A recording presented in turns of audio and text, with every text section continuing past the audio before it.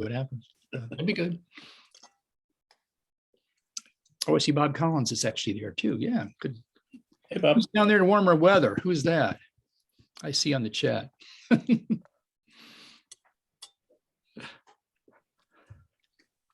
Okay, guys, tell you what, let's get started. 7 o'clock. We want to start this right on time. So for those of you who don't know me, I'm Doug Weiler, the dictator for life for the Vans, or the Minnesota wing of Vans Air Force up here, also known as the Twin Cities RV Builders Club.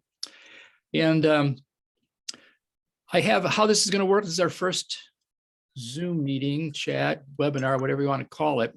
So we got this set so everybody is muted right now. So just be sure you are muted because so we won't have any feedback on this. And so most of you are Zoom experts by now after a year with the pandemic. So let me introduce our guest speaker today. It's Guil Barros. Guil is from Madison, Wisconsin. He's the technical counselor there for Chapter 93 of EAA. And I looked up, met Guil at the get-together at Stein's back in September, just briefly, and I didn't even know too much about this big trip that he made down to Brazil, which is just mind-boggling to me. But Guil has a 9A that he built a few years ago. I saw it there. It was one of our best RVs that we awarded. It was a beautiful airplane, really a cool paint job. You'll have to tell us about that paint job. And it's a very well-equipped airplane. Guil is an IT guy. He does software stuff that I don't understand. So he doesn't have to explain that either. But he's also the proprietor of a very popular YouTube channel, Build Fly Go. It's got zillions of great videos in there. I've looked at a few of them. So after the fact, certainly feel free to jump on there. So I'm going to hand it over to Guil. I'll just sit back and relax and let him do all the work. So Guil, you are in the pilot and command seat. Away you go. All right. Can everybody hear me okay? I'm assuming, yeah. All right. Yeah, so hi, I'm Guil Barros. I currently live in Madison. I actually grew up in Rio, not far from where that airport is. I moved to the US in '98 and I've been here since. And the story, like one of the stories behind aviation for me was looking at this picture. So this is this airport is the downtown airport in Rio. Rio has two major airports. It's this one, which is the sort of domestic downtown airport. And then there's the big international one, which as in a lot of towns is, an hour out of town-ish, roughly. But if you look ahead, basically just off the end of this runway, that is the Sugarloaf Mountain, which you might remember from 007 with Jaws and like him on the cable cars and he like bit the cable for the cable cars. So, so you can't quite see a cable car on that. But at the top of that, it's a very common tourist destination, but it's also like a really nice, like a lot of locals will go there because it's a nice hike. You can't hike up to the very top one, but there's 2 stops on this. So you can hike to the sort of the first stop before you get to the top stop. And the cool thing here is at the top, there's this beautiful like overlook, right? Where you can look at town and you can look at this airport. And this airport has, you need a train for a special procedure to land here, of course.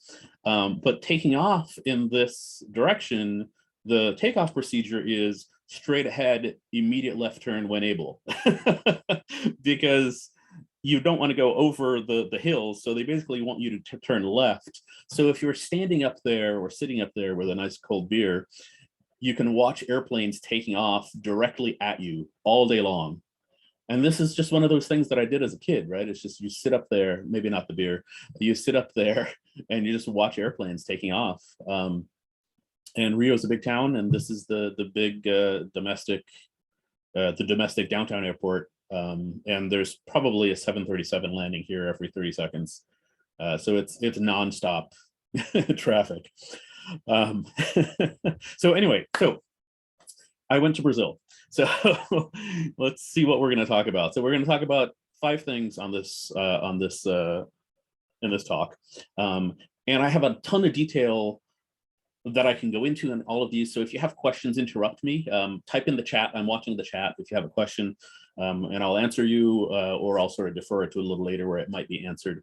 But usually what people want to hear about in a trip like this, from Madison all the way to Rio de Janeiro. Rio de Janeiro is in sort of the southeast corner of Brazil.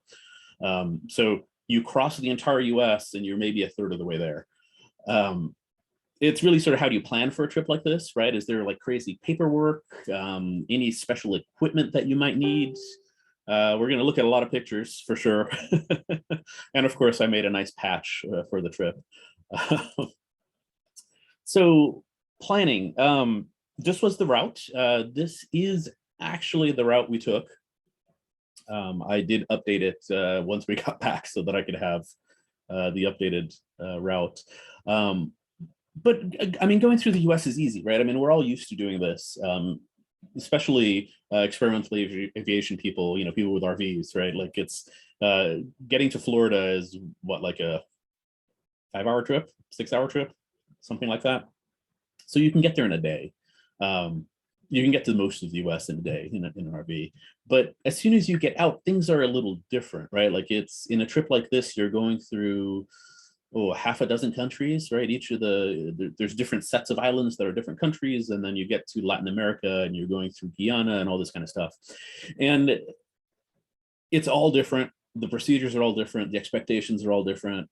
The rules are different in some cases. So the big thing that we, wasn't obvious to me at the time, but, quickly became obvious was all of these people, like all of these aviation people are excited to talk to you, right? Like, we're aviation people, like we're excited to talk about airplanes, right? Like we want to talk about people's trips. We want to talk about, where you went and how it was different and how it wasn't.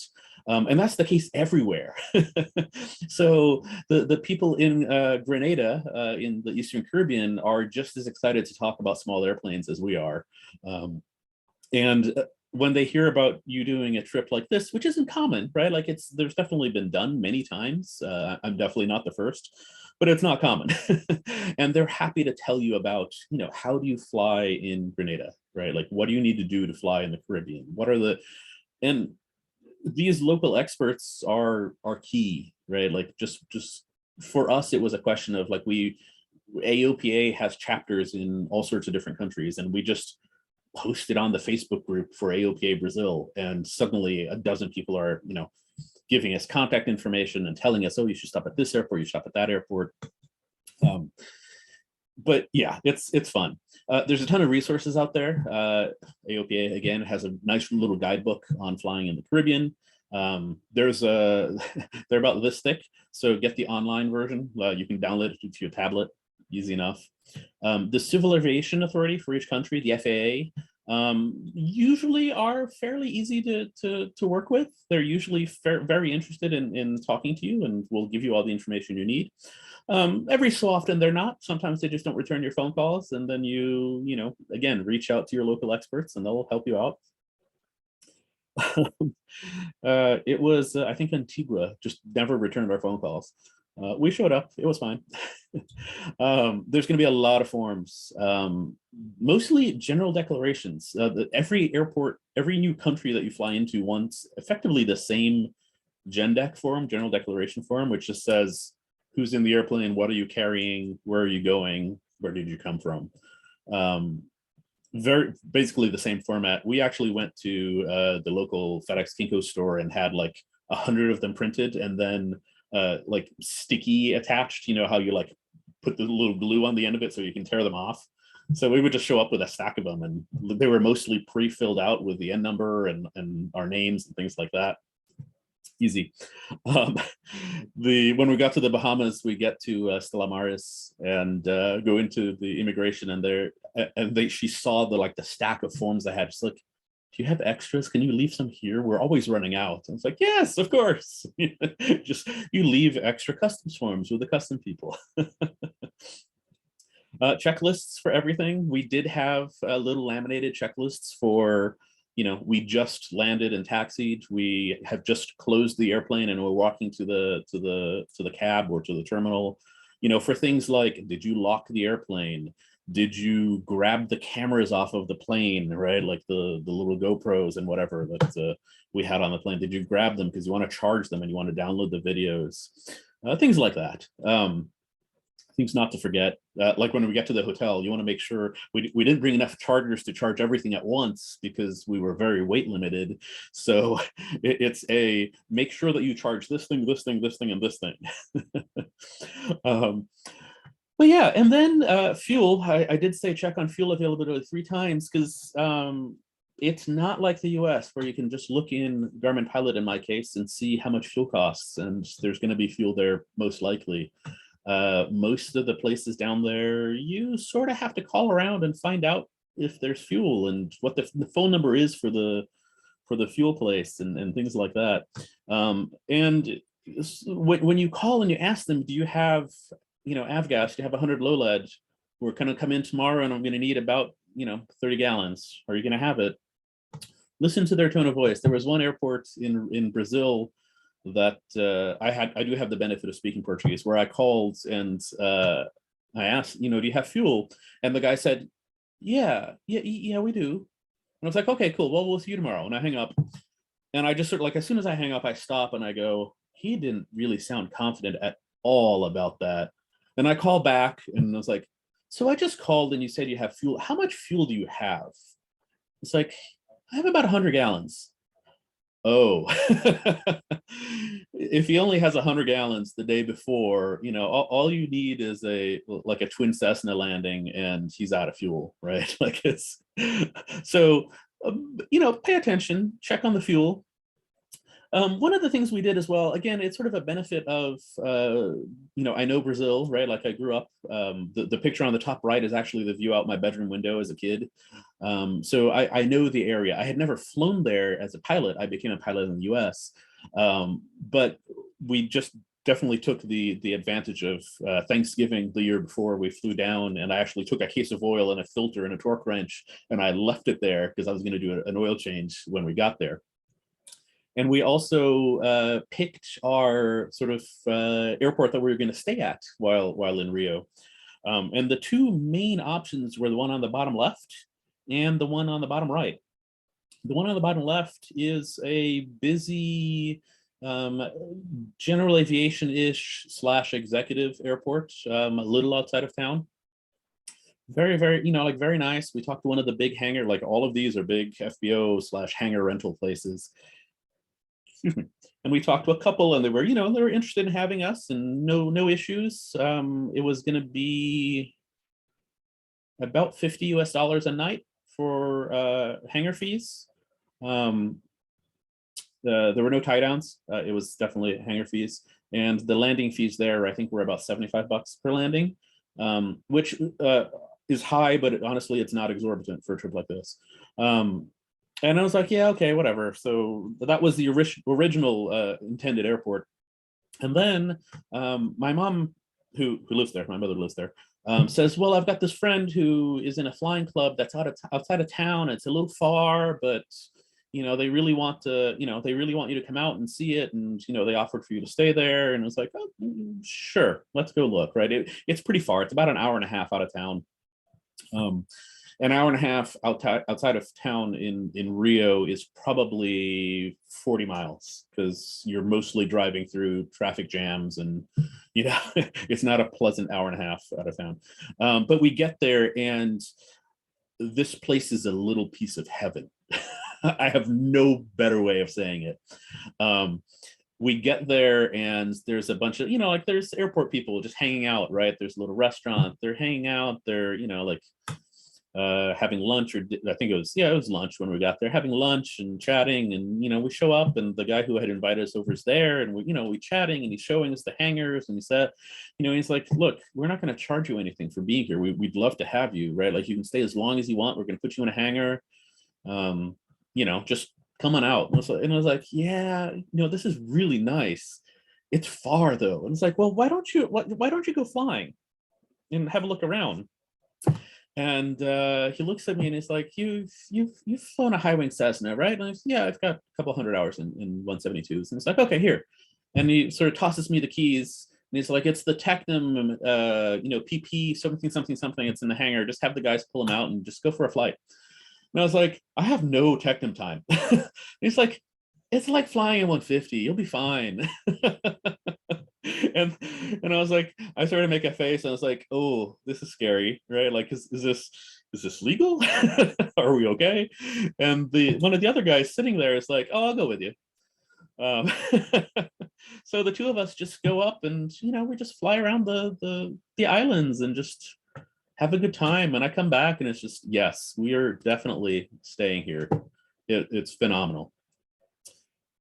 So we'll get back to that. Really quick on permits, forms, and fees and things like that. Honestly, this is not that hard. Figure out what the requirements for the forms are. It's going to be on the CAA or the FAA, the equivalent FAA's website, right? So for the US, to leave the US, you file an EAPIS, right? Which is you just go to the Customs and Border Protection site. It's the one on the bottom right here. You log in, you have to buy the sticker for the year, and you fill out the form and you submit it, and you get an email. That's it. And then you need a flight plan to cross the border, the air border, the ADIS, and the transponder code, and that's pretty much it. No complications. In the Bahamas, it's pretty much the same thing. You arrive, there's nothing like this, but you arrive and you land and you just fill out some paperwork. You give them a couple of bucks. I think it's like 20-30 bucks to get the Bahamas paperwork done. And they stamp your form, and then you're sort of free, right? Like it's similar to the US, in which you're sort of free and you can just go fly around. We did file flight plans for every single leg of this trip, mostly because there was a good bit of over water and over Amazon going on. But Bahamas was very, very, very easy, and I recommend that everybody needs to do Bahamas. Once you get to the Eastern Caribbean, it's a little more complicated, not that bad. They have an EAPIS-like thing. They call it CARICOM EAPIS. We filled it out every single time. We did talk to people who were had just landed at the airport, also international, who were supposed to have filled these out, and they said they never do, and nobody ever asks any questions, and it's fine. It's free. It takes 2 minutes to fill out the form, right? I'd rather minimize possible complications when you get there. Guyana and Brazil were a little more complicated. They wanted us to fill out forms ahead of time and request approval. It was actually pretty easy. The Brazil thing was all online. You just filled it out, hit submit, and 2 days later you got an email saying you're all good. One thing to keep in mind here is that all of these countries are going to want to see that your insurance covers liability at a minimum in their country. And most of our insurance policies in the US will cover the Bahamas. Some of them will cover Eastern Caribbean, but that's about it. Unless you have specifically asked for it, none of them will cover Latin America at all. Mexico probably will, but none of like southern Latin America. So that was sort of finicky for us to get that. Only one underwriter was willing to cover Brazil, and that was sort of expensive. I want to say it was the numbers might be off. I want to say it was $1,000 to get Brazil coverage in addition to my regular coverage, and it was a one-time, like they said, like this is not year-round coverage. This is a one-trip Brazil coverage for $1,000. It was worth it. But here we go. So this is Guyana, right? So we've made it through most of the Caribbean. This is Guyana. We're up in the tower. You can see the airplane. They just parked us on a taxiway because they didn't have any small airplanes, right? The smallest one was whatever this is over here. Yeah, they just parked us there and then had us fill out all of our paperwork and go up to the tower to fill out the flight plan. And that was it. The gentleman, that's Mary on the very left there, my wife, who came with me, by us, me and the airplane. I forgot the name of this gentleman. He was the marshal, right, that positioned us. And one of the big things that we were told is pretty much nowhere do you need handling, right? Like you don't want to pay the FBO to do stuff for you. It's not worth it. It's expensive, and they're not going to do anything that you couldn't do, with an extra 10 minutes of your time and just knowing where to go. Knowing where to go is key. I'll get to that.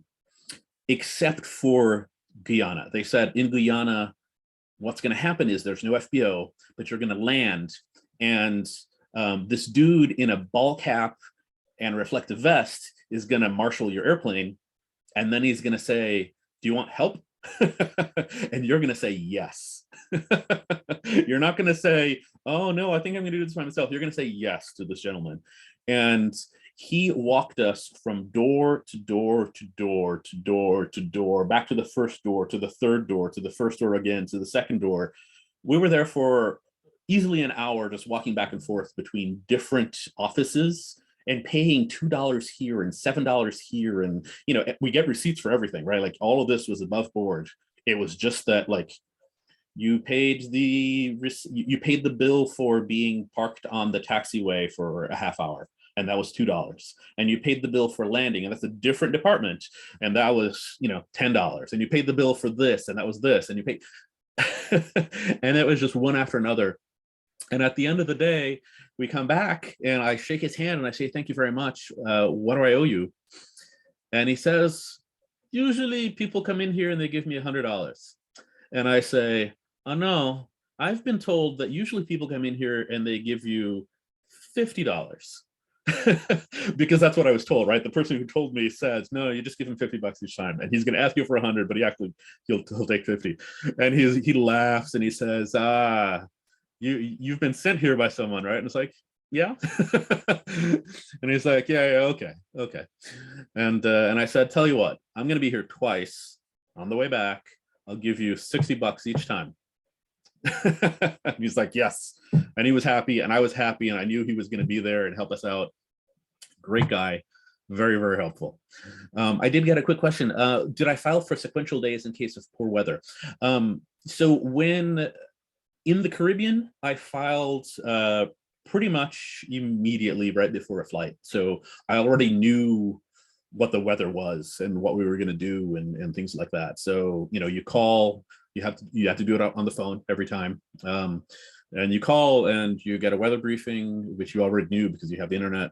And you give them all of your information. And then you file your flight plan, and you take off, and you call Miami radio or whatever the radio station is, and activate your flight plan after takeoff, because there's no towers on any of the little airports that we stayed at, except for some of these. And you keep going. In Brazil, it was a little different, and we'll get to that once we get to Brazil. So real quick on equipments and spares and things like that.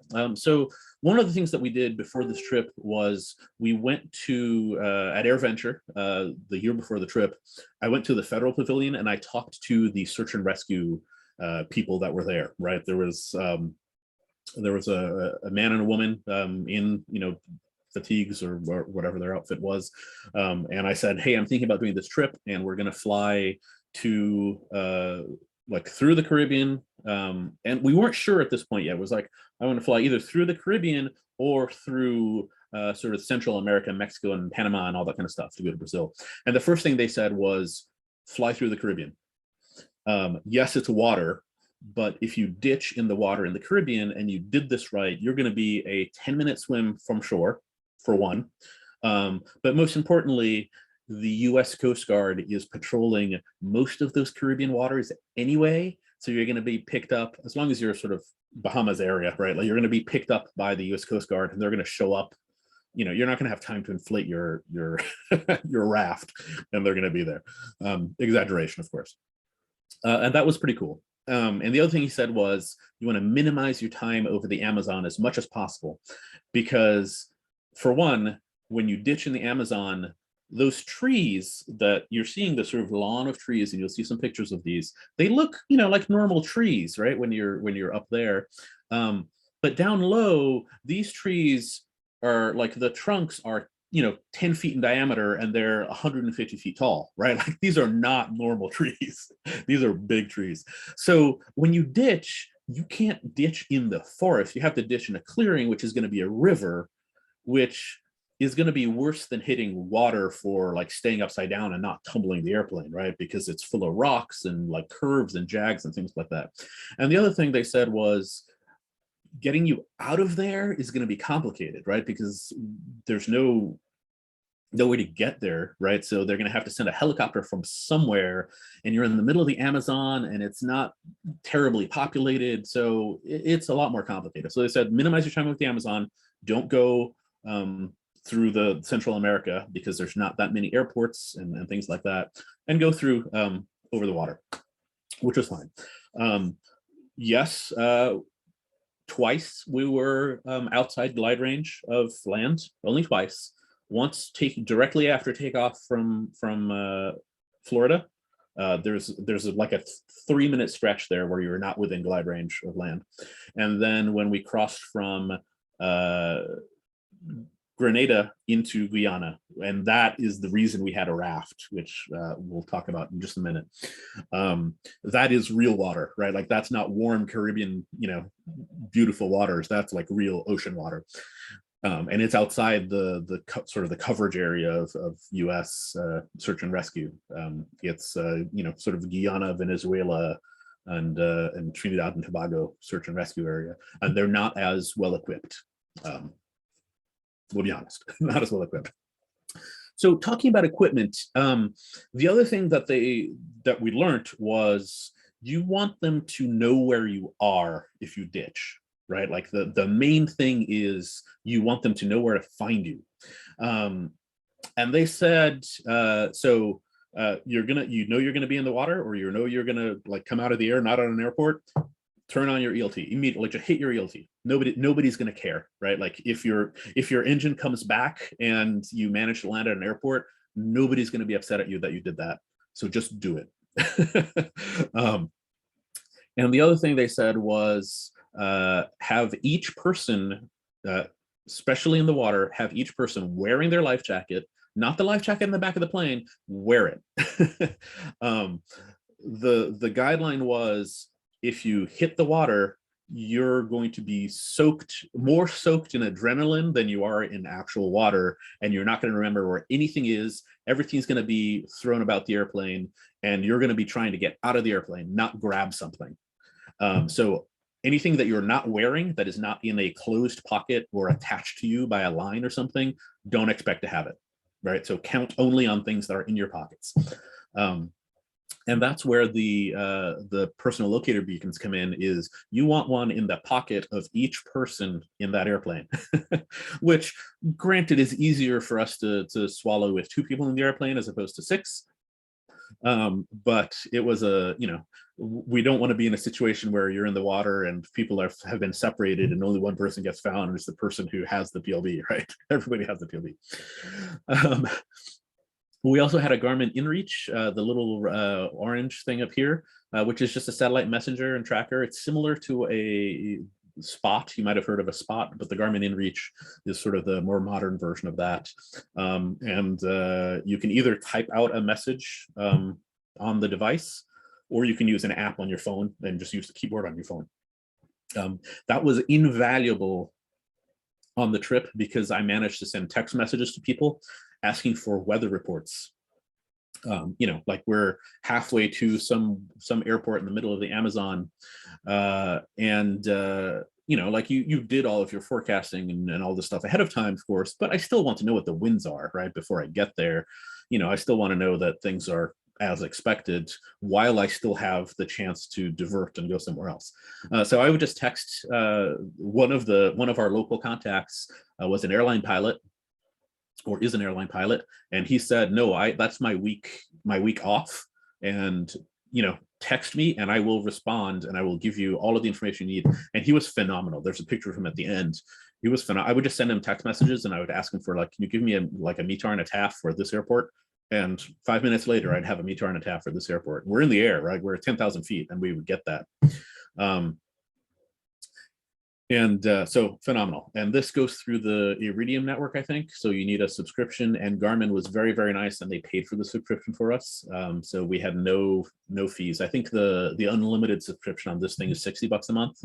And Garmin paid for that. Thank you, Garmin. But you know, even if you don't have Garmin paying for your subscription, it's still very, very affordable for a trip like that. We still have it, like it's in the plane, it's in that mount, it never leaves the plane. And I have the base subscription, which is like $12 a month or something, and it gives you some number of messages, which is enough. Sorry, I'm rabbit holing, I tend to do that. So not a lot of supplies and tools. And the reason was we weren't going anywhere that I couldn't get FedEx overnight.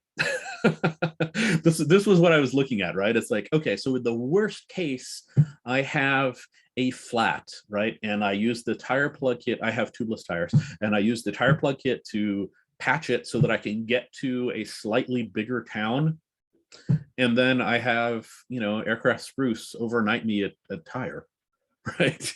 And if I need tools, which I probably won't because I had some of them, well, I might need a couple of tools in that case, you know, I would just order them from Spruce and they would ship them to me. So in that sense, I managed to minimize the weight of tools, right? I did have some basic stuff, right? Like a little ratchet set, the multimeter, what else, you know, flashlights, a spark plug socket, one extra set of spark plug wires, extra fuel cap, a couple of spark plugs, you know, like things like that, like obvious light things that I might need flying over 100 hours. That's how much the trip ran. But, you know, nothing crazy. Didn't have an extra magneto. I've heard people say, oh, I always take an extra magneto with me. And it's like, my mags have 800 hours on them, right? Like, like I don't need an extra set of magnetos to go with me on a trip. And if I do, I'll just have them shipped, right? Like it's no big deal. Okay, here we go. I don't know if these videos are going to show up well in on the Zoom or not. So one of the things we did, and that we were told to do by the search and rescue guys, was, oh, you should call Oklahoma City and ask them when they're doing their ditch and underwater egress training. And we did. We called the FAA at Oklahoma City and asked, hey, we heard that you guys do ditch and underwater egress training for pilots. And they said, yeah, we have openings on these days. And I said, oh, how much does that cost? And they're like, they're free. And this was a fantastic day in Oklahoma City. We did, you know, you show up, we showed up the day before, and you do a bunch of classroom stuff, and then you do pool stuff. And this is what you do. They put you on the little thing, they flip you upside down, and you have to properly get out of the airplane, or the cage in this case. They also had rafts set up in the pool so that you could figure out how to get in the raft. Getting in a raft is surprisingly hard, right? Because you're in the water, your clothes are soaked, right? They had us wear these jumpsuits. They're soaked, they're heavy. You're wearing an inflated life jacket. And the raft has these thick walls, right? So it's like you have to climb a foot over the thing in those conditions. They weren't running it today, but they also have like a weather system that they can put in this, so they can bring the temperature down to like 40 degrees and have wind going by you. And it's like, thankfully that wasn't going on. But yeah, so we got to do that. We got to do a helicopter pull out in the water. They have a winch. Very cool. Definitely highly recommended. Go do this. It's a ton of fun. The raft that we bought was this one on the left. I purchased a timed out raft online, and I sent it to Winslow to have them overhaul it, and they overhauled it for me. And we took it on the trip. This thing is heavy. It's 30 some pounds. It's pretty big. And it's sort of ungainly to like get in and out of the airplane. And you always want it on top of everything, right? Like in the RV, the baggage compartment's right behind me. So you want it on top of everything else. So anytime you're trying to get anything else out of the back, you have to lift this thing out, and it's heavy. Lift it out, get your stuff, and then put it back in. I'm glad we took it. We no longer had it. We sold it to another RV friend of ours who was going to do a trip to Europe, and he wanted a raft. So we just passed it on to him. And the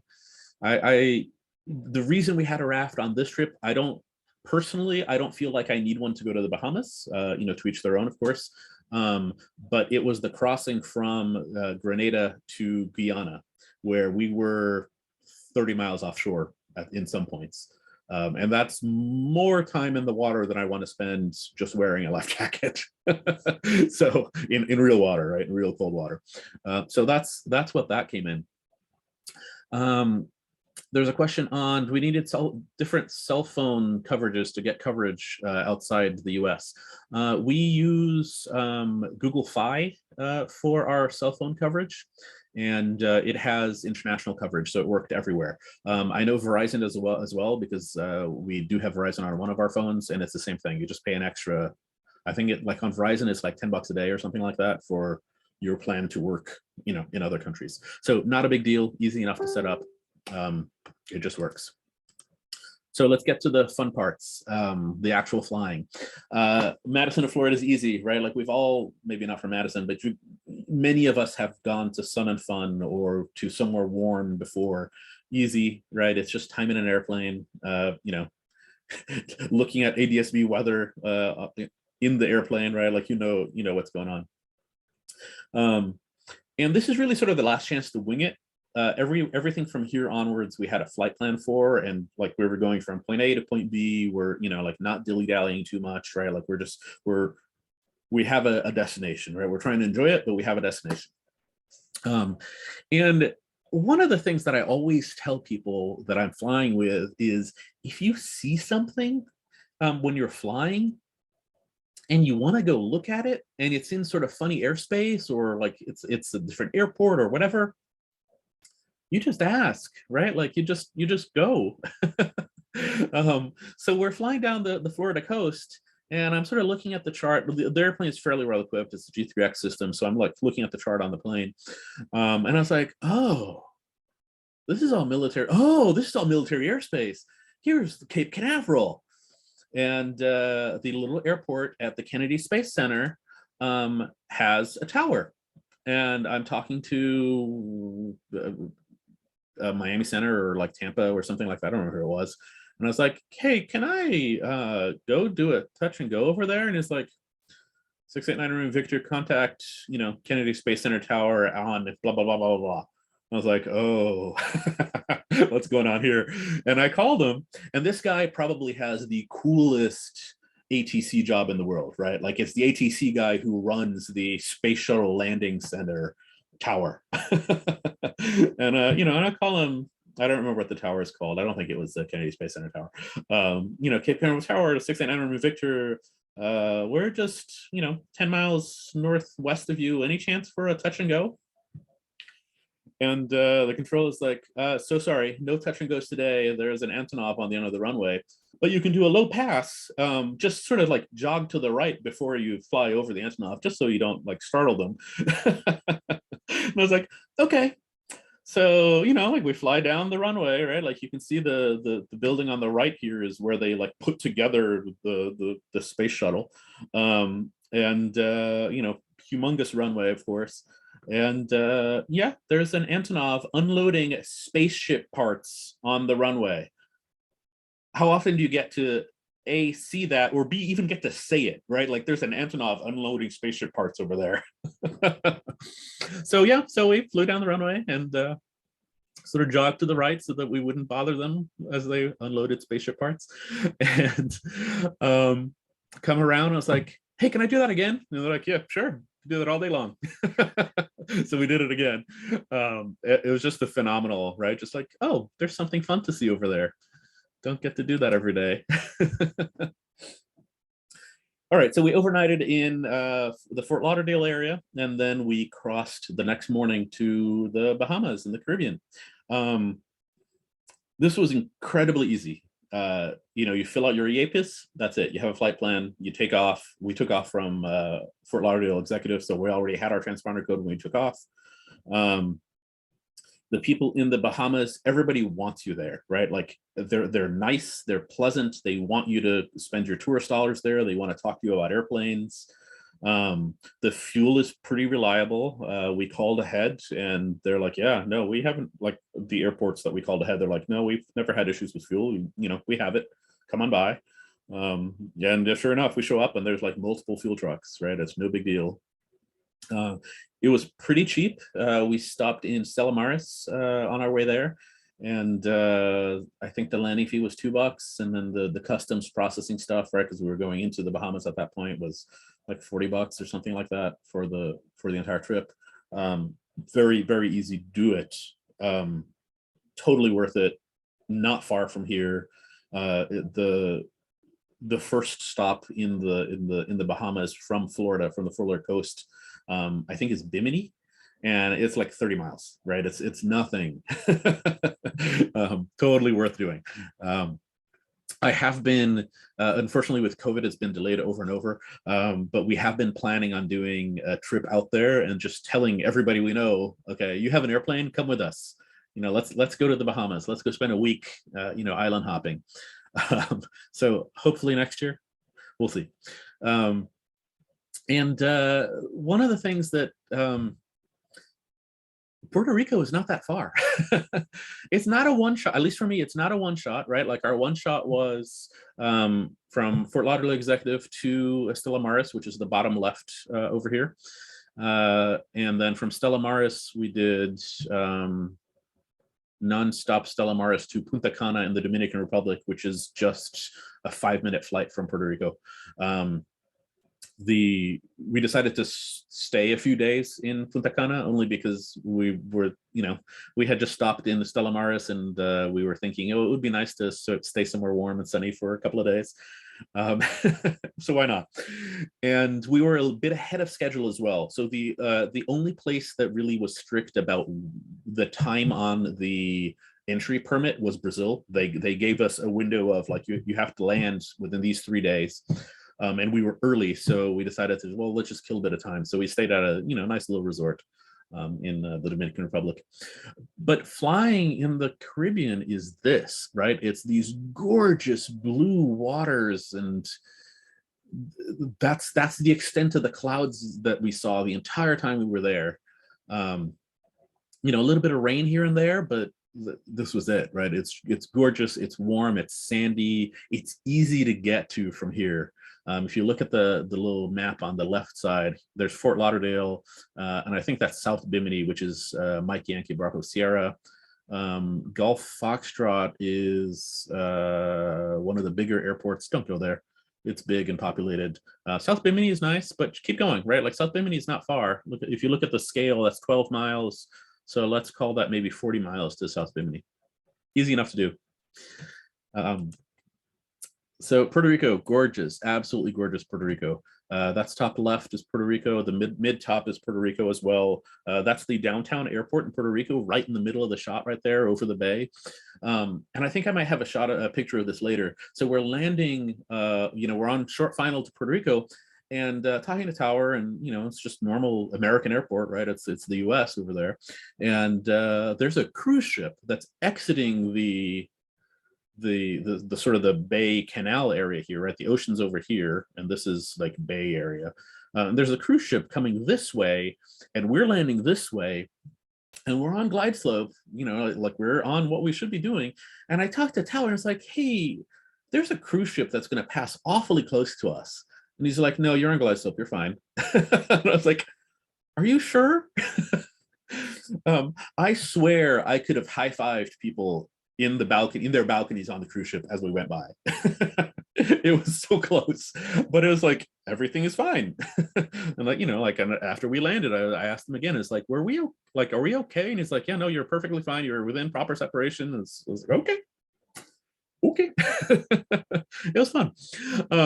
Top right is Punta Cana, very nice little airport with a nice sort of executive SBO area.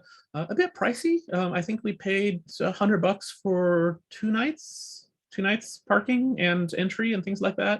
A bit pricey, not crazy, but pricey. You'll notice the keen-eyed ones amongst you might notice that the airplane has big white N numbers.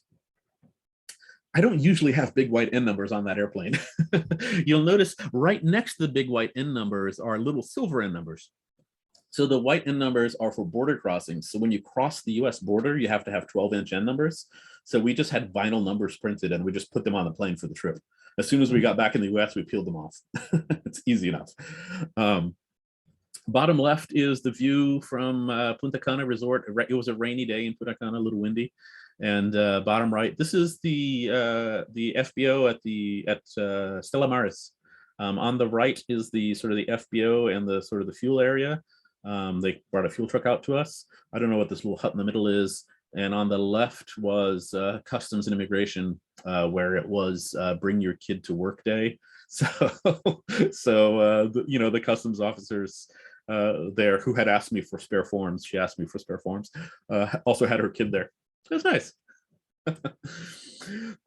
Continuing on to the Eastern Caribbean, we stopped in the Dominican Republic, Stella Maris, Dominican Republic, Puerto Rico, because we saw Puerto Rico and we're like, we can't not stop here. So we spent the night in Puerto Rico and explored a little bit, and then Antigua for fuel, and then down to Grenada, which is the top right, is the airport in Grenada. Beautiful, beautiful airport. Sort of, the airport was cheap. The island was sort of pricey, but the airport was dirt cheap. I want to say like the 3 nights we spent there, 2 or 3 nights we spent there, we paid maybe $20 total, including landing and customs and everything for the fees. And it was also surprisingly easy. A lot of the airports that we landed at outside the Bahamas were really set up for FBOs to handle you, and we chose not to use big FBOs because we didn't want to pay the $100 $200 a landing for handling fees. So it was a little more complicated to, like, you have to go to this office and this office and this office, things like that, right? And in Grenada, it was easy. It was one office, and the guy there was just like, oh, you're that little airplane? Okay. And that was it. Cats, Caribbean cats. So here was the scary bit. This is leaving Grenada into, if you look at the top left, Grenada, and then a couple of fixes, and then into the Guyana downtown airport. We filed IFR for this. We filed IFR for any of the big overwater stuff. So definitely the US to the Caribbean, and then Grenada to Guyana, and then also any over Amazon stuff that was, I also filed IFR for, just so that you could have a little more attentions. We'll get into that a little bit. So the interesting thing here is, so this, you can't quite see the country line here. This is Venezuela. US aircraft are not allowed in Venezuela. US general aviation aircraft are not allowed in Venezuela. And there are stories of, don't know if they're true or not, but I heard stories of, like, don't veer into their airspace or you will, you know, be greeted by a couple of jets asking you what the heck's going on, which means you have to fly 40 miles offshore to stay outside their airspace. And this was sort of scary, right? Like, this is just, you know, this is real Atlantic Ocean, right? Like, you're not in the Caribbean anymore. Caribbean's over here, right? Like, this is cold waters, you know, with Venezuelan search and rescue people or Guianan search and rescue people. You know, it's different. It's a different experience than flying in the Bahamas. This is why we had the raft. And this was probably like, for me, the scariest part, right? We were on climb, which is why the fuel line is short of the airport. This is the 45-minute fuel line. It's short of the airport because we're at, like, pitched up, climbing, and slow. But still, this was not a long flight, right? I think ET is actually to Metak, but anyway, not a long flight. This was maybe a couple of hours at tops. This was our first view of land after we crossed the water, so it was very relaxing. It's you really become in tune with the airplane when you're flying over water like this. Every little hiccup and burble and different noise you're very aware of. I talked to the airline guy who was helping us out, and he says, you may notice all these things, but the Lycoming has no clue that you're over water. You'll be fine. Yeah, sure enough. And so we landed over here at the Georgetown airport. Departing Georgetown was VFR on the ground, but their radar was broken. Things that don't happen in the US, well, I'm sure they do.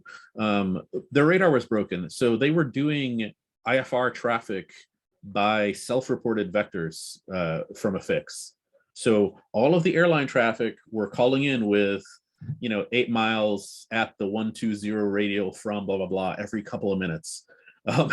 So his separation, of course, limits were much higher than they normally are. So we were in this bumpy cloud for maybe 45 minutes because they just couldn't, they didn't have the space to let us leave the cloud.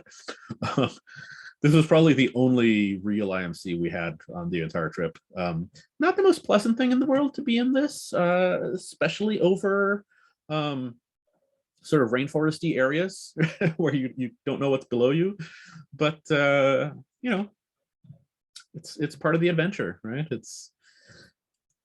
So Brazil, we got a ton of media attention. So little did we know, one of the people that we had talked to and was helping us coordinate airports and like getting fuel and things like that had mentioned to local news in oh gosh, what's the name of the town? Boa Vista, thank you. In Boa Vista was the airport of entry. In Boa Vista, they mentioned to the local news that this Brazilian guy built an airplane in the United States and is flying back to Brazil with his home-built airplane. So we got a lot of media attention. And in quite a few airports, you'll see a few more. There were news crews and people wanted to interview us, and it was cool. It was nice. It also meant we got a lot of attention from local airports as well, and local aviation people who we didn't know, who just saw it on the news and then found our YouTube channel and then reached out and said, hey, do you want to stay here? We'll give you fuel discounts, we'll give you a hangar for the night, right? Like we'll have a big barbecue, it's like things like that, which was really cool. And we did that, right? Like we replied to these messages and we stopped at little airports where people have reached out to us, and like we had a big party with them and we had lunch and dinner and like we got a hangar for the night, and they found us a place to stay, like phenomenal, like little hotels in the middle of the Amazon rainforest with toucans and parrots and like all sorts of stuff around, right? Like things that you wouldn't get to experience if it hadn't been a random person who said, this is cool, I want to help them out and we're going to do something fun. It was awesome. Brazil has very, very high airport fees. There is, it's partially because we were doing such very long segments that we wanted to guarantee that we were going to land, if the wind is iffy, the airport's big enough that I could just land on the other runway kind of thing, right? So we stayed at some bigger airports than we needed to, unless we had a hookup. So the airport fees were fairly high. It was fairly common for us to pay $100 for an overnight landing plus the stay. It was worth it. I really got to tell you, it was worth it. You got to see beautiful, beautiful things and have fantastic experiences. I am from Brazil. I speak Portuguese, full disclosure, but ATC the entire time was English. They would speak Portuguese to other people. I insisted in speaking English because Mary is also a pilot, right? So Mary's sitting next to me, and like we were doing CRM, so she's listening to the radio, she's running the autopilot, right? Like we're playing this game together. So that way, she knew everything that was going on. So I mentioned the vast green lawn of the Amazon, right? Excuse me, we're at 10,000-ish feet. When we didn't have places to land below us, we flew high, 10, 12,000 feet. And this is what those trees look like at 10,000 feet, right? These are humongous trees. The only place that you can ditch there is in that river, and you really don't want to. Well, you don't want to anywhere, but you really don't want to ditch in that river. This is Boa Vista. Boa Vista is a I don't know what they call it. It's an engineered town. It's a planned town. So the architects decided this is what the town is going to look like, and then they built it, right? So it's got these sort of the nice geometric shapes, and it, like it starts at like the center of town and it ends at the airport. Very, very interesting architecture. And the airport is a shared sort of military slash commercial airport. Very little GA. In most of Brazil, very little GA. So there were these super tucanos taking off on, to do some sortie or something, some training flight. And there's us in the RV, and the like all of the Tucano guys are just like slowing down to watch us, right? And it's just like, yeah, that's so cool. Little glimpse of the Amazon River just below us. There's more coming. This was a flying club in Manaus, which is one of the main port towns in the Amazon. There's the big airport off to the far right, which is right, in this case is north, and the little flying club airport. It's very common there for the small airports to be owned by a flying club. It's not, the flying club is really an organization that owns the airport, that has airplanes that they can rent, and you become a member and things like that, right? It's not a flying club like here where it's a flying club that owns one airplane. These flying clubs own the airport and the fuel service and the 8 200 by 100 hangars, right? It's really sort of a flying club in name only. And we stayed there, and no landing fees. Flying clubs were usually either cheap or free. No landing fees, got fuel kind of thing. This is like, it's humid in the Amazon. It was hot and humid over there. So the top left and the rightmost picture is the Amazon. So the Amazon River right south of Manaus is sort of, this is where the Black River and the White River, they're actually called the Black River and the White River, merge, and they actually flow separately down miles of the Amazon before they mix. And it's really interesting. It's exactly like this. It's like, it's black and it's sort of whitish brown, and it's just like flowing right next to each other in the water. Bottom left, Mary does have a pilot's license. I did have to inspect the inside of my eyelids at one point on a flight, and she took care of it. I don't remember which airport this is in the middle, but this was very common for airports in the Amazon. This is a commercial-ish airport in the Amazon. Probably has 2 flights a day kind of thing, and an airliner of some sort. And very common, just how it looks.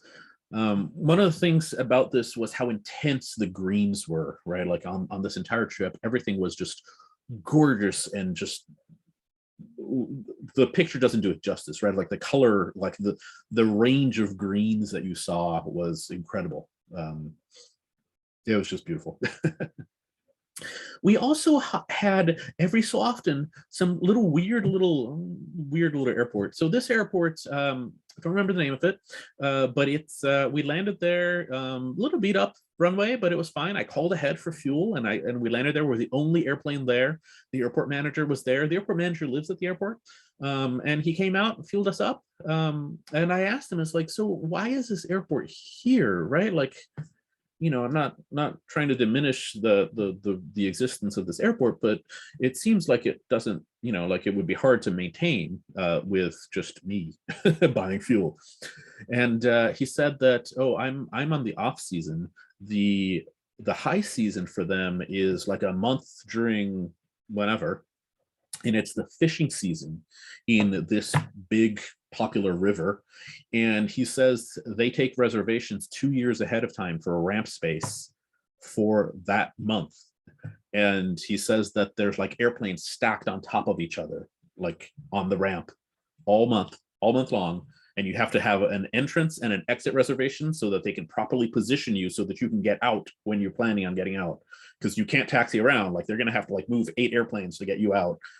And it was just incredible. It was just like, and they all come here for fishing. And he's like, yep, it's a popular fishing spot. I was like, okay. We did see some big weather, big clouds, and sort of off in the distance. We were very careful. Big clouds. And this was fairly common in the Amazon. One of the things that we're told is, and I didn't believe it. It's one of those like stick your finger in the light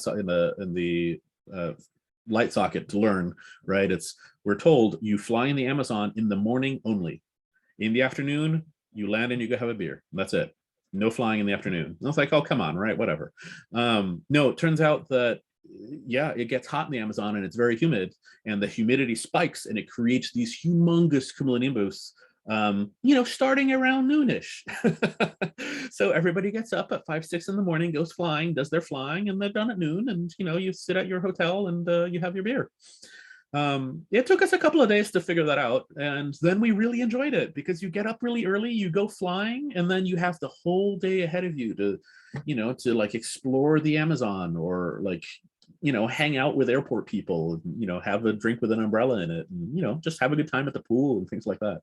So it was pretty cool once we figured it out. But yeah, big weather. A bit of media attention. There's interviewed quite a few different times, showed up in, like, this is the main paper in Brazil on the top left. So we had like sort of the bottom little chunk on one of the pages. Really, really cool. The picture over here, middle left, is when we were landing in the downtown airport in Rio, which was our big destination, right? Landing in the downtown airport in Rio, apparently one of the film crews had been tracking us, and it was on the national news that night.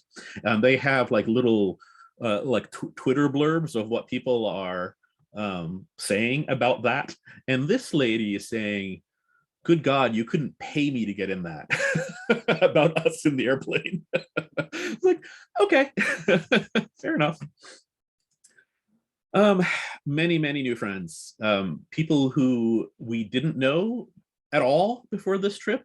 The couple down here on the bottom center reached out to us, through YouTube. He just sent me a YouTube like comment and said, send me a text message and here's my phone number, and like we'll put you up, we'll get we'll get you a hangar, we'll get you cheap fuel, right? Like, it's on your way. And I was like, okay, send him a message.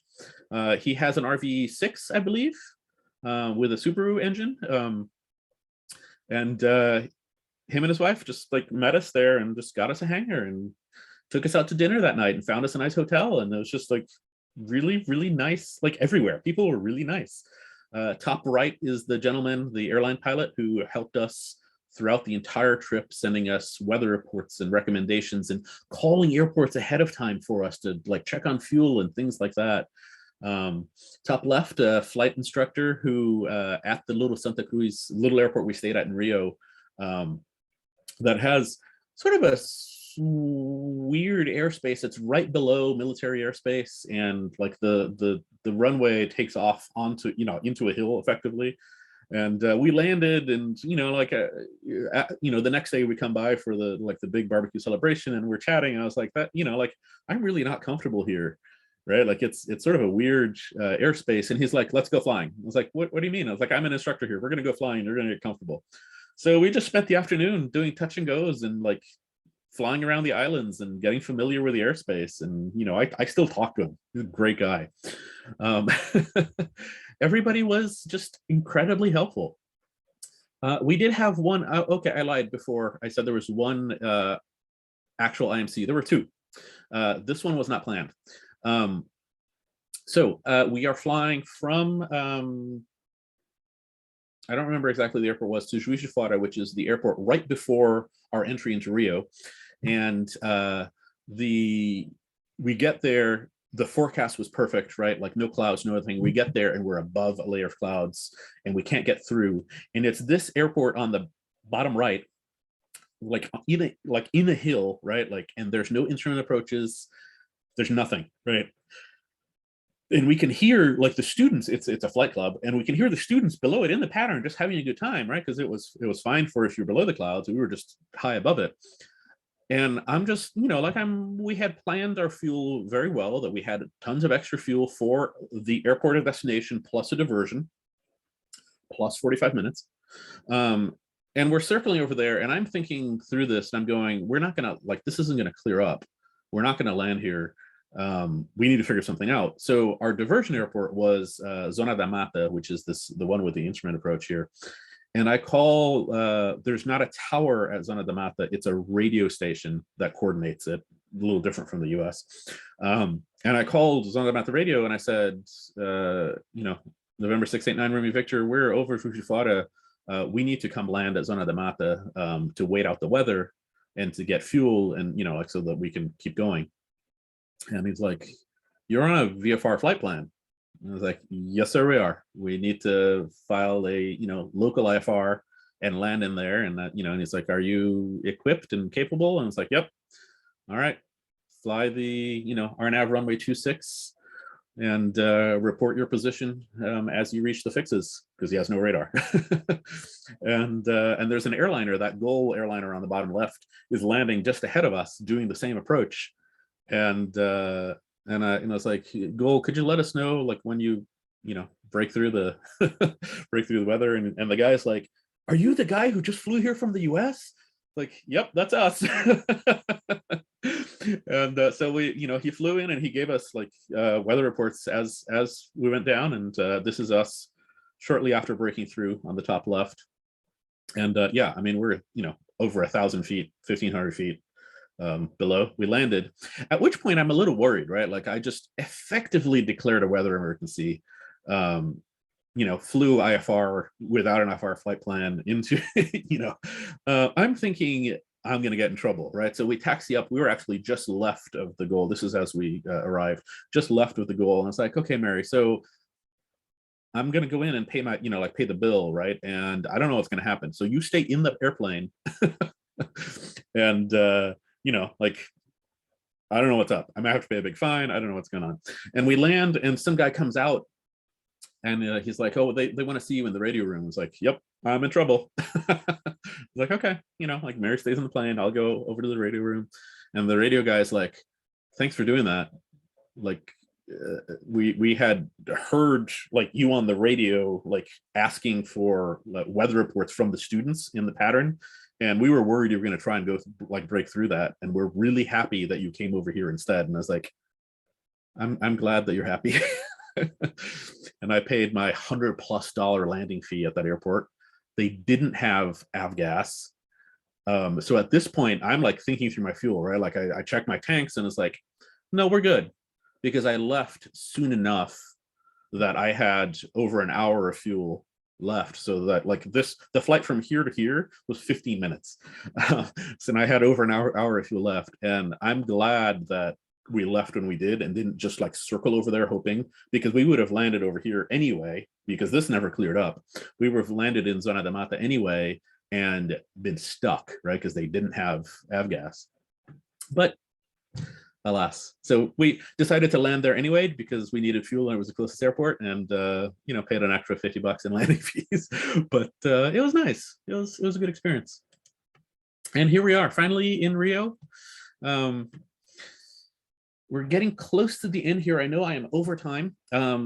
Couple of quick fun stories here. So if you look at this is the VFR chart on the top right over here, and little did we know when I called Rio Control, which is the CTA control frequency in Rio.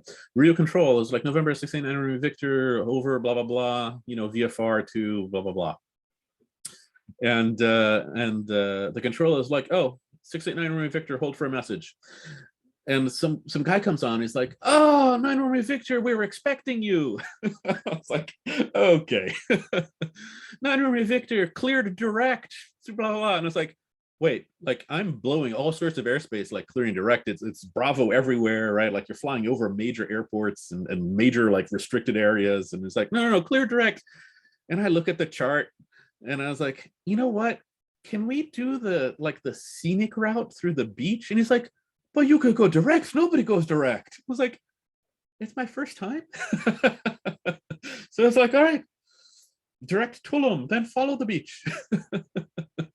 So we went all the way to the other way and then followed the beach all the way down. Gorgeous, gorgeous views. And then we get to sort of the last little spot before we turn in. And it was like, 9 Romeo Victor, just turn right. You can't miss the airport. Have a great week. All right. And this was Clube Céu, which is Céu with Sky. Clube is club, so Sky Club, just outside Rio de Janeiro, an hour and a half drive. A little piece of heaven, like one of the hangars, right? They just put us in a hangar, and it's just like full of little airplanes. And yeah, these are the hills right off the approach, and it was a phenomenal time. When we land, we get a text message from an unknown number, and it's the control supervisor at Rio Control. He's like, "Oh, here are pictures that we took of you on our radar screens." And it's like, okay. All right, thank you. And that was really cool, right? So it's like, oh yeah, here's us, and here's Sion, and Sion's over here. Here's the military air base that's right next to the little airport, and it's like, that's really cool. Oil change in the tropics. There was the little flying club also has an A&P that has an A&P shop, on the club, of course. And I asked them, it's like, can I rent some space from you, and possibly a couple of tools, and just do an oil change? And he's like, you're welcome to anything, please. And he wouldn't accept any money, and I just did an oil change. And a few other pilots coming around is like looking at the engine and distracting us and things like that. Great time. Okay, so we're coming up on the end. So the airport that the destination airport, right, was the Santos Dumont Airport in Rio. It's the downtown airport. And Santos Dumont, Alberto Santos Dumont, is the father of aviation. Is this where you guys disconnect me?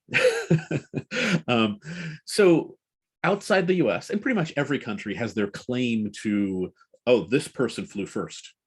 In Brazil, it's Santos Dumont. In France, it's someone else. In Germany, it's someone else, right? Like everywhere has, some person that they claim flew first. In Brazil, Santos Dumont. So in every single airport in Brazil, on the wall somewhere, there is a picture of Santos Dumont. So I have a collection of Santos Dumont photographs of pictures of like all the different, they're all different, and it's a blast. It's a fun story. So the airport is right here on the right. Here's the Sugarloaf Mountain. I am in the bay. Christ the Redeemer statue, which you might remember from, I don't know, something in Rio, is directly ahead of us, directly in the middle of the shot. And at this point, there's no GA at this airport, right? This is a busy commercial airport. This is like, I don't know, landing at O'Hare, right? Like it's a busy airport. And so, we had a flight plan, of course, to go there. And, we take off, and of course, as soon as I call center, they're like, oh, we're expecting you.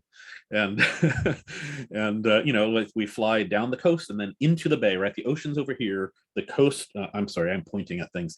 The ocean is far left. The coast is sort of the line of mountains on the left. And we fly into the bay, and I'm talking to Santos Dumont Tower, and Tower's like, oh, do you mind doing a few 360s for spacing so that we can like slot you in? I was like, I can do 360s here all day long. This is like the prettiest thing I've ever seen. And they laugh, and they're like, okay, well, let us know when you're done doing 360s and we'll slot you in.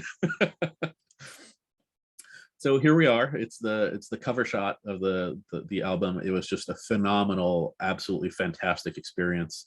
The sort of the funny building on the right there is the old customs house for when boats would come into Rio, right? Like when everything, like immigrants would come on boats, they would go through the customs house, and then they would be allowed into Brazil, or something like that. They just parked us on a little parking area in the grass there, and then they said, wait for the bus to come get you. And sure enough, they sent a bus to come get us, because that was like the smallest thing, and they don't want you walking on the ramp. And yeah, so we had a bus to ourselves, which is usually one of the buses that like loads airplanes.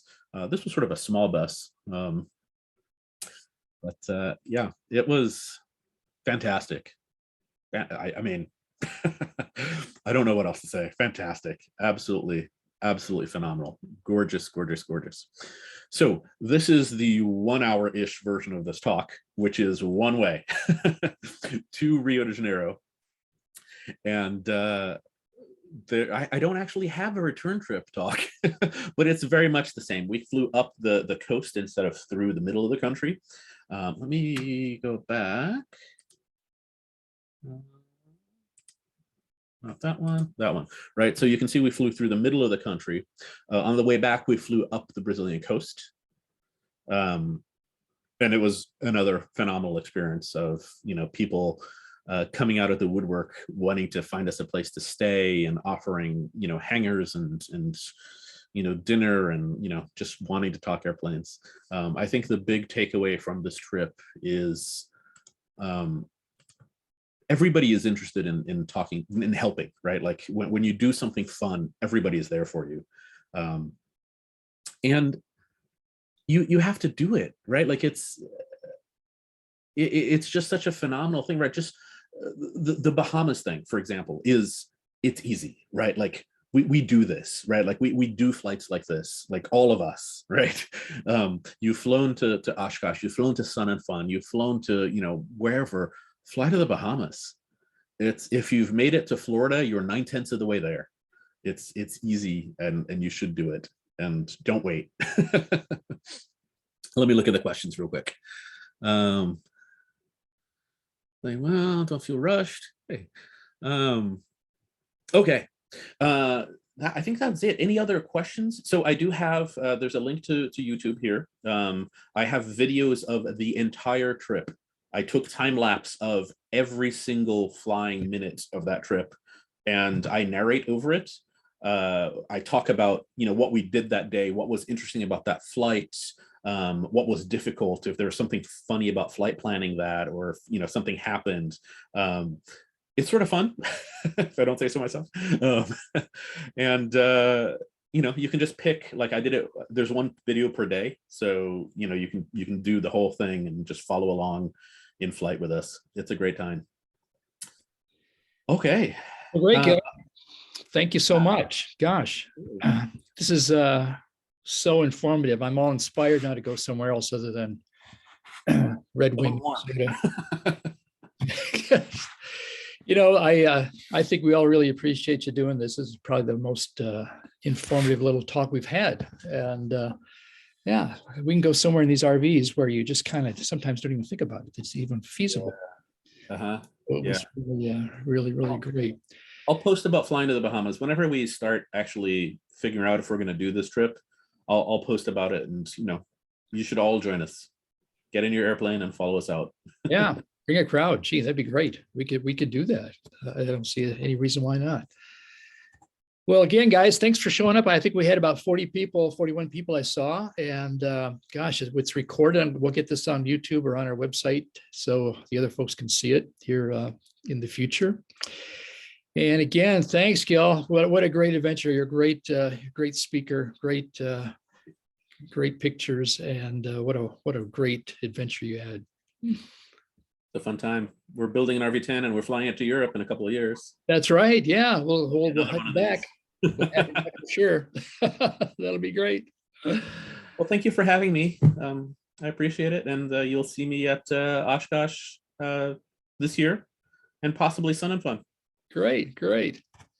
Any other comments, guys? You can mute yourself if you want to, and ask one last question before we fold up here. But there's one in here. What was the biggest surprise? I don't know that it was so much a surprise. So I think one of the biggest things that made this possible, I mean, of course, you have to be able to take a month off of work and be able to afford it. But one of the biggest things that made it possible was not stressing out over things, right? Like I think every day I get stressed out at work about something, I get stressed out about this or the other. On a trip like this, like you get to, like when we entered Brazil and we arrived on a Sunday, and the customs guy wasn't there because it's Sunday. And I asked the passport control person, is like, well, what do I do? And he's like, go to your hotel, come back tomorrow. I was like, but, okay. So we did that. We went to the hotel, right? Like, had a nice night, and came back the next morning, and the customs guy still wasn't there. And the passport control guy was still there, from the day before. And I was like, hey, is he coming? And it's like, oh, let me call. And so he called, And hour or two later, the customs guy shows up, and we show him all of our paperwork, and he says, "Okay, I don't think I can like it's going to take me a while to like figure out your paperwork and stamp your approval to like go into the country. You can either wait here or I can give you a call when it's ready." And I was like, "Can I go back to the pool?" And it's like, "Yeah, I don't care where you go." So we just went, like instead of getting stressed about it and being like, "Oh my gosh, I need to leave," I was like, "I'm just going to go to the pool and we're going to call it a day," right? Like, I'm not flying today. I would rather have a beer and enjoy the warm weather than being stressed about this for the next 2 hours and then rushing out of here, right? It's like, not in a hurry. Choose to have a good time instead. Right. There's a question there, Gil, from Kevin about Yeah. experimental airplane. Yeah. What was Not really is the answer. You are supposed to get explicit approval from each according to your paperwork, right? Like I think our on the back of our airworthiness says, it's not valid for international travel, not an ICAO certificate, blah blah blah. You have to get specific approval from each country before you go in. Some countries have that put together, right? Like the Bahamas, it's on their website. You just print out the approval. Most of the places in the Caribbean, when I called the CAA and said, I'm supposed to get approval from you guys to do this, and can you like send me a letter or an email or like something saying it's okay for me to fly here? And the person on the phone is like, "You're approved, you're good." And I was like, "No, like, do I need something in writing in case they ask me when I get there?" And it's like, "Oh man, relax." So the answer was not really. No real issues. I did fly to Mexico last February, about a year ago, and Mexico currently does not allow experimental aircraft into the country. Take that with a grain of salt. It is somewhat up to the comandante of the airport that you do your entry in. We did not have an issue. We called ahead to the airport of entry and we talked to the office there and said, "Hey, I'm experimental. I'm going to be in Mexico for 2 weeks. I just need approval to come in." And they're like, "Yep, you're fine. We can give you a single entry permit. We can't give you the year permit, but we can give you a single entry permit at the airport and you'll be okay." I have heard that it is very dependent on which airport you fly into in Mexico. So call ahead. There's a good Mexico GA flying Facebook group with very helpful people on it. So Mexico is a great destination as well.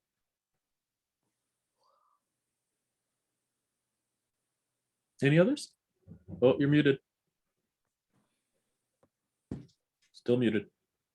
How's that? There you go. Okay, there we are. Anyway, any other questions, guys? If not, we'll wrap up for our winter meeting. But again, Gil, I appreciate it very much. Thank you so much. And thanks for having me.